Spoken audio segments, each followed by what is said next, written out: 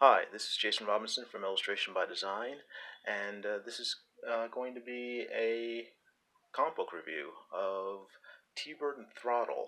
I just received these books a few days ago. Actually, I did an unboxing of them in my mystery unboxing video from a few days ago, and I didn't know what was in it. Got these in the mail, and was very excited because I had ordered them several months ago, and really had no idea when they were coming. But so was happy, pleasant surprise when they showed up in the mail. So basically, I ordered three books. Um, they had different tiers, and I just wanted to get pretty much the whole story that was available at this time. So it was let's see, issue 0, issue 1, and then issue 2, and they're all very good books. Issue 0 is much thinner than the other two books. It's a standard comic book size. It's about 20 pages, I'd say. I'm guessing, maybe a little less. Um, and issues 1 and 2 are about twice, if not 3 times as thick. So it's between 48 and 64 pages. I'm not sure, but they're much thicker books than issue 0, and they're all really really good. They have this really cool sort of Batman the Animated Series style look to it, sort of cartoony. It also reminds me a little of what's his name? Darwin Cook. That's terrible. Please slip my mind. But yeah, it reminds me of Darwin Cook as well. His sort of artwork. But it's how to describe this series? It's okay. Let me just say this. I've got a number of COMICSGATE books. T-Bird and Throttle is probably the best overall COMICSGATE book I've gotten.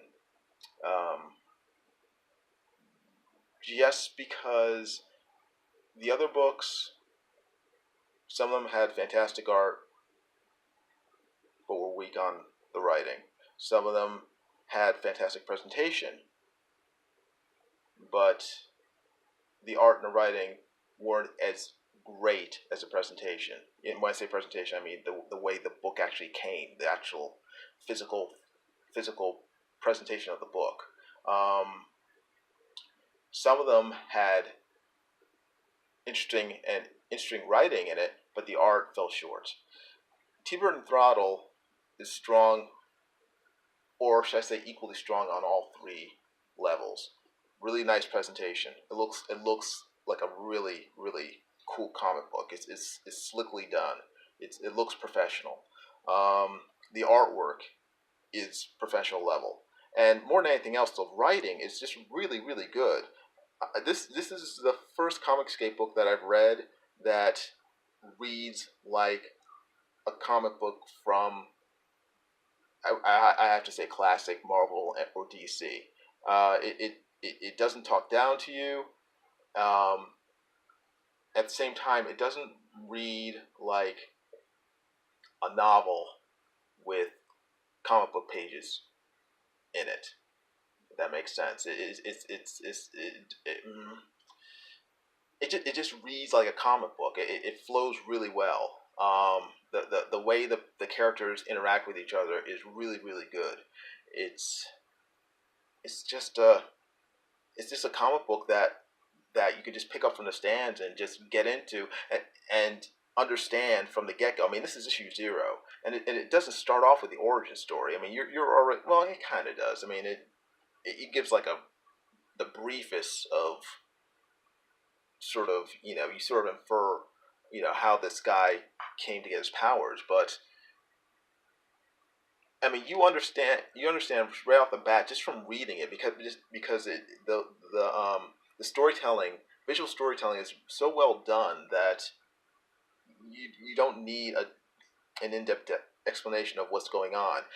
His relationship with his child, his relationship with his wife. I mean, just looking at the faces of the characters, you can tell there's something going on here that they don't spell out immediately, but they get into further into the series, and it just, you fill in the blanks yourself a lot of times, and like I said, it doesn't insult your intelligence by having to spell out, every single thought these characters are having. I mean, it's really, really well done. I really enjoyed it.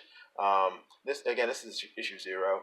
They're fight, T-Bird and his partner Throttle, the redhead, is fighting this monster. Apparently, it's a human being who's been mutated, and they go in there. T-Bird goes in there.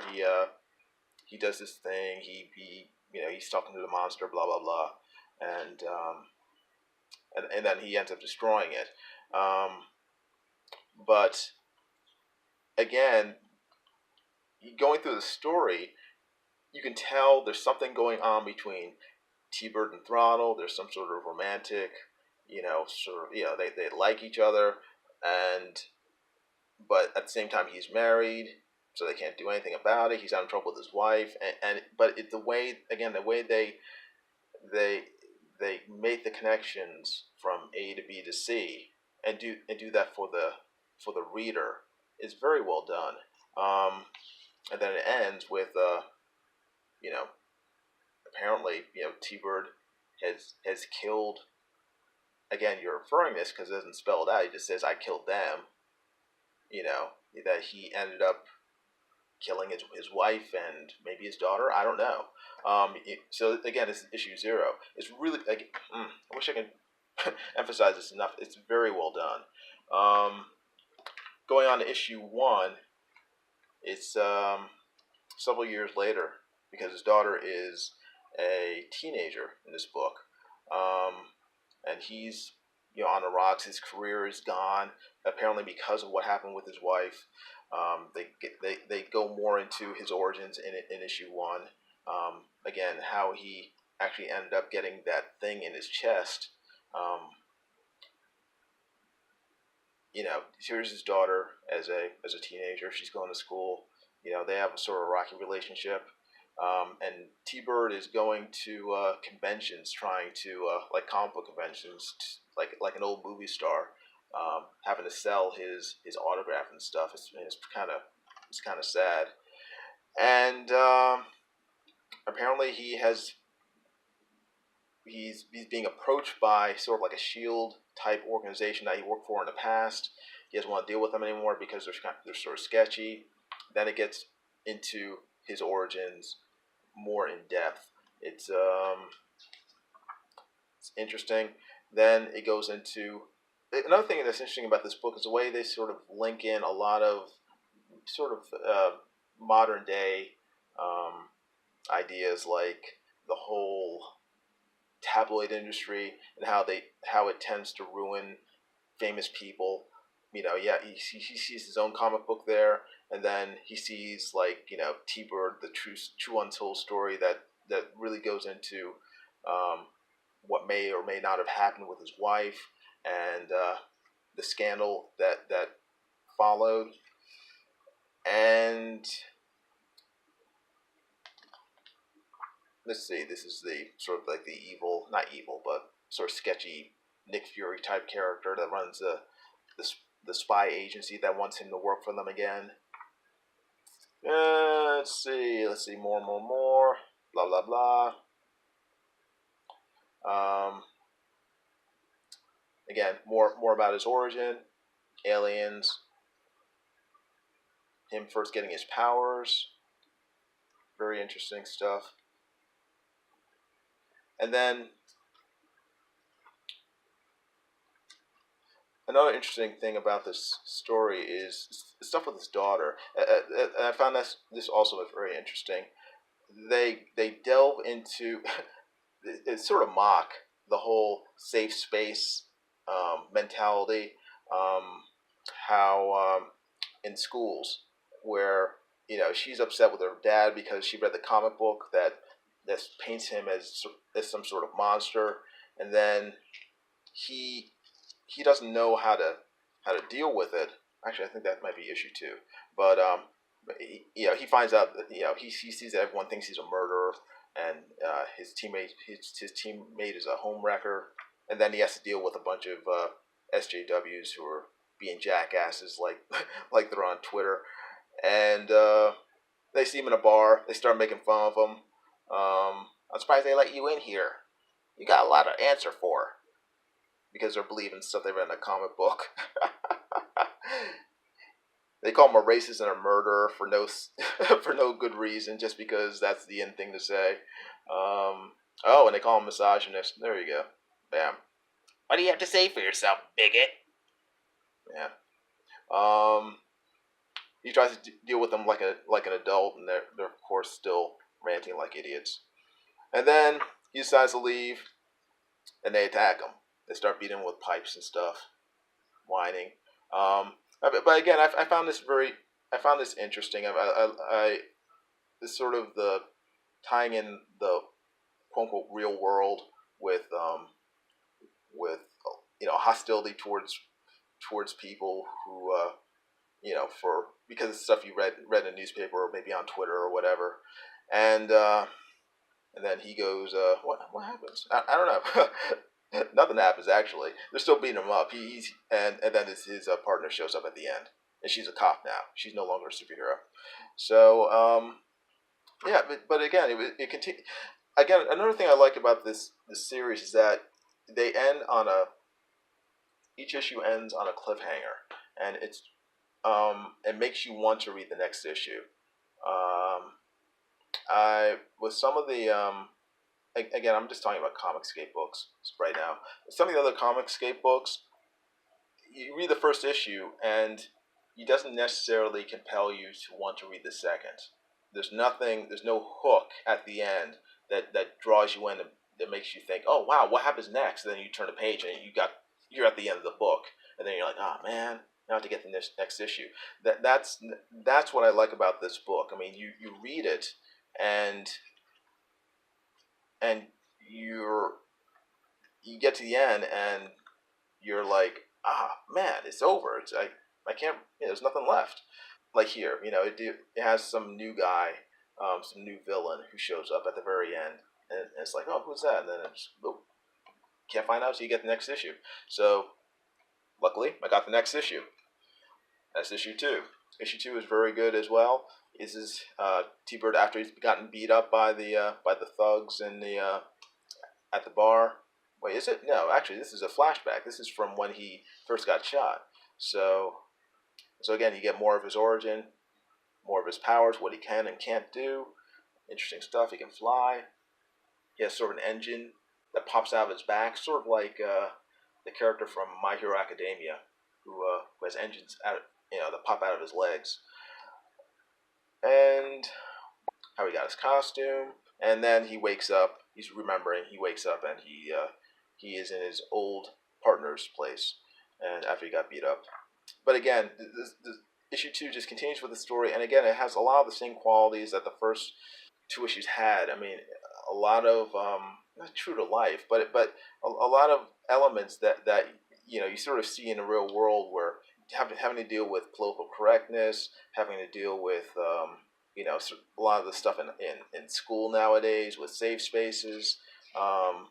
This guy having to explain to his daughter that what she read isn't necessarily true, and it's just very well done. Here he's having to deal with, I'm guessing, another group of, I'm not sure if they're heroes or if they're villains dressing up as heroes. That part's not even clear in the story yet. But again, it makes you interested in finding out, because they're, it's just a very interesting story. And then this other villain from the last issue shows up, starts attacking people that he's friends with.